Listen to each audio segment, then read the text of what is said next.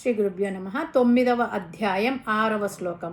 ఓం యథాకాశస్థితో నిత్యం వాయు సర్వత్ర గో మహాన్ తథా సర్వాణి భూతాని మస్థానీత్యుపధారయ. ముందుగా పదపదానికి అర్థం తెలుసుకుందాము.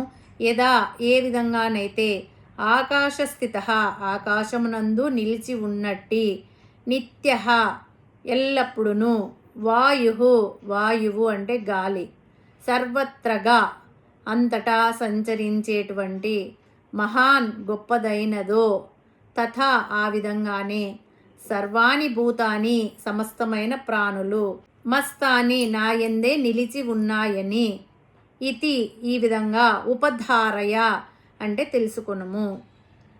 తాత్పర్యం ఏమిటంటే, అంతటా సంచరించేటువంటి మహావాయువు ఎల్లప్పుడూ ఆకాశంలోనే ఏ విధంగానైతే నిలిచి ఉంటుందో, అలాగే సమస్త భూతకోటి అంటే సృష్టిలోని జీవులన్నీ నా యందే నిలిచి ఉన్నాయని తెలుసుకో.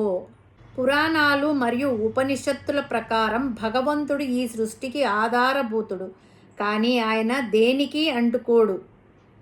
దీనిని వివరించడానికి శ్రీకృష్ణ పరమాత్మ ఆకాశం మరియు వాయువు ఉదాహరణను తీసుకున్నాడు. ఆకాశం ఎక్కడో లేదు, అంతటా ఉంది. గాలి ఆకాశంలోనే పుడుతుంది, ఆకాశంలోనే తిరుగుతుంది, ఆకాశంలోనే లయమవుతుంది. కానీ గాలిలో ఉండే సువాసనలు కానీ దుర్వాసనలు కానీ ఆకాశానికి అంటుకోవు. ఆకాశం ఎల్లప్పుడూ పవిత్రంగా నిర్లిప్తంగా ఉంటుంది. ఇక్కడ ఆకాశం పరమాత్మకు ప్రతీక. గాలి ఎంత వేగంగా వీచినా, ఎంత అలజడి సృష్టించినా అది ఆకాశం పరిధిని దాటి వెళ్ళలేదు. ఇక్కడ వాయువు సమస్త ప్రాణులకు సృష్టికి ప్రతీక. ప్రపంచంలోని శక్తులన్నీ, జీవులన్నీ భగవంతుని ఆధీనంలో, ఆయనలోనే ఉంటూ ఉనికిని సాగిస్తున్నాయి. కానీ భగవంతుడు మాత్రం వాటి పాపపుణ్యాలకు వికారాలకు అతీతుడై ఉంటాడు, అంటే అంటుకోకుండా ఉంటాడు. ఈ జగత్తంతా పరమాత్మలో నిండి ఉంటే, లేక ఈ పరమాత్మలో నుండి ఈ జగత్తు ఉద్భవిస్తే, లేక ఈ జగత్తంతా పరమాత్మలోనే ఉంటే, ఏ విధంగా అర్థం చేసుకున్నా కూడా ఈ జగత్తులో ఉండే సత్వ రజస్తమో గుణాలు, వాటికి సంబంధించిన వికారాలు పరమాత్మకు అంటవా అంటే అవకాశం లేదా. అంటే మరి పరమాత్మను త్రిగుణాతీతుడు అని ఎందుకు అన్నారు అనే ప్రశ్నలు మనలో మెదులుతాయి. దానికి సమాధానమే ఈ శ్లోకం. గాలి అన్ని చోట్ల ఉంటుంది, నేల మీద, ఆకాశంలోనూ, మధ్యలోనూ, ఆకాశమంతటా ఆవిష్కరించి ఉంటుంది. కానీ ఆకాశము అనంతం, అందులో వాయువు ఒక భాగం మాత్రమే. పరమాత్మ ఆకాశం అయితే వాయువు ఈ ప్రకృతి.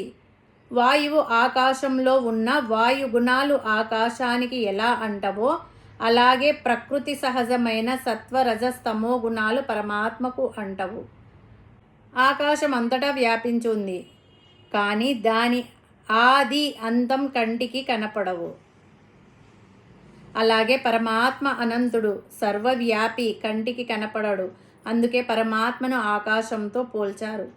పరమాత్మను స్తుతించేటప్పుడు విశ్వాకారం గగన సదృశ్యం అని అన్నారు. ఈ విశ్వం యొక్క ఆకారం ఆయనే. పరమాత్మ ఆకాశం మాదిరి ఉంటాడు అని అన్నారు.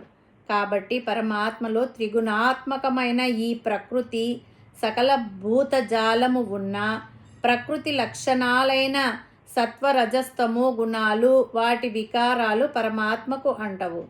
కాబట్టి పరమాత్మ త్రిగుణాతీతుడు, ఆయనకు ఎటువంటి మలినాలు వికారాలు అంటవు. ఈ శ్లోకాన్ని మనిషి జీవితానికి పోల్చుకుంటే, మనము సంసారంలో, సమాజంలో జీవిస్తున్నాం.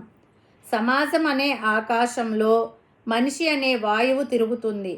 బాధ్యతలను నిర్వర్తించాలి, కానీ వాటి బంధాలలో చిక్కుకుపోయి నలిగిపోకూడదు. ఆకాశంలాగా హృదయాన్ని విశాలంగా ఉంచుకోవాలి. గాలి మంచి గంధంపై నుండి వీస్తే సువాసన వస్తుంది, చెత్తపై నుండి వీస్తే దుర్వాసన వస్తుంది. కానీ ఆకాశానికి ఈ రెండు వాసనలతో సంబంధం లేదు. అలాగే మన జీవితంలో సుఖాలు కష్టాలు, సుఖాలనే సువాసనలు, కష్టాలనే దుర్వాసనలు వస్తూ పోతూ ఉంటాయి.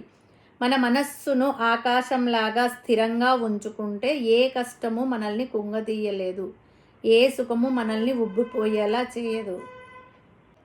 మనలోని ప్రాణశక్తి, తెలివితేటలు, సంపద అన్నీ ఆ పరమాత్మ అనే అనంత విశ్వం నుండి వచ్చినవే. గాలి ఎంత బలంగా వీచినా నేను ఆకాశాన్ని దాటగలను అనుకుంటే అది ఎలా మూర్ఖత్వమో, మనిషి కూడా నేనే సర్వస్వము, అంతా నా వల్లే జరుగుతుంది అనుకోవడం అంతకంటే పెద్ద మూర్ఖత్వం. ఈ సత్యాన్ని గ్రహిస్తే అహంకారం నశిస్తుంది. నేను ఒంటరిని కాదు, నన్ను రక్షించే నడిపించే పరమాత్మలోనే నేను ఉన్నాను అనే పరమసత్యాన్ని ఈ శ్లోకం మనకు గుర్తు చేస్తుంది. గాలికి ఆకాశం ఎంత అండగా ఉంటుందో భగవంతుడు మనకు అంతకంటే ఎక్కువ అండగా ఉన్నాడనే నమ్మకం మనిషికి మానసిక ప్రశాంతతను, ధైర్యాన్ని ఇస్తుంది. హరి ఓం తస్సత్.